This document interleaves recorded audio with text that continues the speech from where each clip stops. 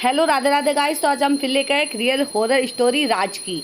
तो राज क्या था, तो वो अपने खेल रहा था। तो उसके क्या हमेशा दादाजी है ना, हमेशा एक अनमने से रहते थे। वो कभी भी कहीं भी चले जाते थे बिना बताए, और पता नहीं कब 2-4 दिन में आते थे। जब भी वो आते थे ना, तो उनके शरीर पे कहीं चोट के निशान होते थे, तो कहीं दादाजी अलग ही तरीके के होते थे। लेकिन वो क्या, राज को कभी समझ नहीं आता था कि दादाजी के साथ ये हादसा कैसे होता है। और कभी राज की हिम्मत भी नहीं पड़ती थी, और वो हमेशा अपने कमरे को बंद करके रखते थे कि अपने कमरे के बाहर कोई भी ना आए। उन्होंने कह रखा था कि भाई मेरे कमरे के अंदर कोई ना आए।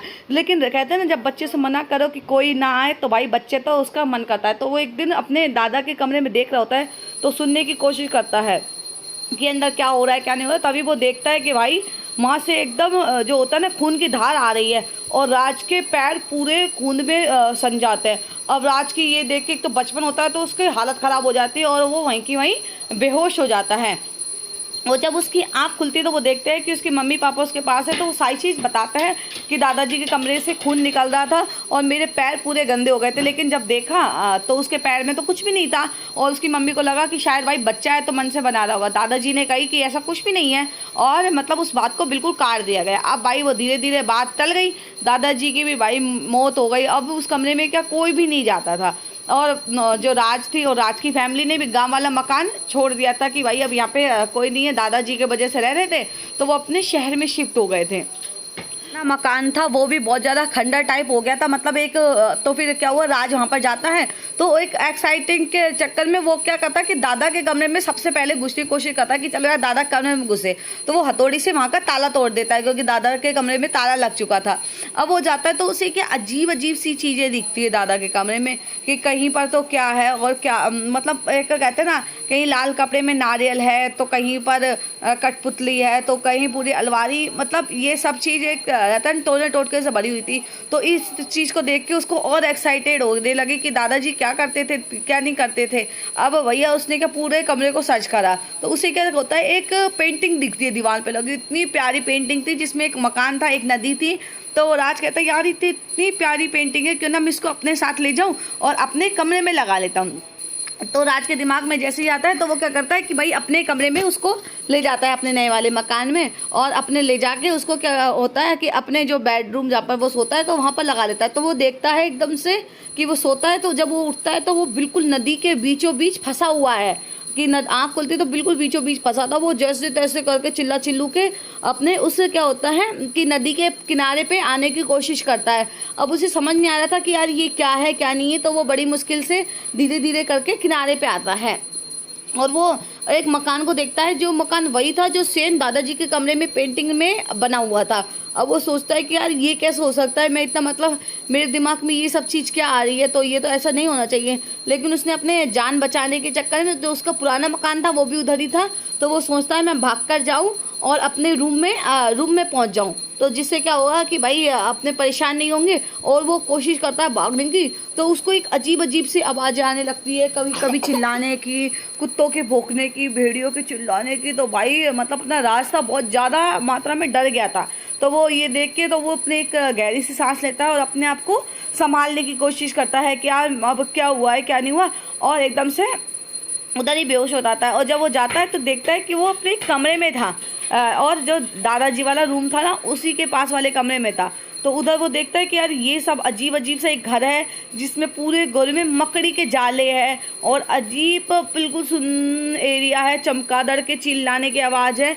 तो वो ये सब चीज़ देख के बहुत ज़्यादा डर जाता है कि यार मैं कहाँ था और कहाँ नहीं हूँ। अब उसको ये नहीं पता कि वो सपने में है कि हकीकत में। वो खुद को बहुत, मतलब एक कहते हैं पावर लाने की कोशिश करता है। फिर वो अंदर जाने की कोशिश करता है, तो देखता है एक सीढ़ी थी जो ऊपर की साइड जा रही थी। तो वो उसमें सोचता है कि क्यों ना मैं उसमें चलूँ। तो फिर वही सीन हो जाता है जो उसके उस टाइम हुआ था बचपन में, जब उसके दादाजी के कमरे में से खून आता है। तो वही खून भाई फिर से उसके राज के पैरों में आता है, और वो उसके पैर पूरा लाल हो जाता है। उसको सारी पुरानी बातें याद आने लगती है। तो वो सोचता है ये तो वही मंजर है जो उस टाइम हुआ था। फिर वो भागता है, एकदम से भागता है, तो उसके दादाजी के रूम में वो पहुंचता है जहाँ से खून आ रहा था।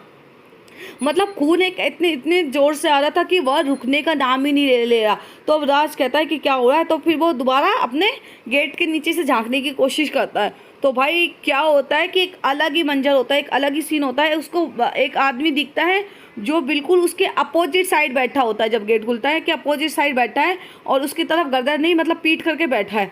और उसको वो थोड़ा थोड़ा उसके दादाजी की तरह लगता है और वो पेंटिंग के सामने बिल्कुल बैठा है।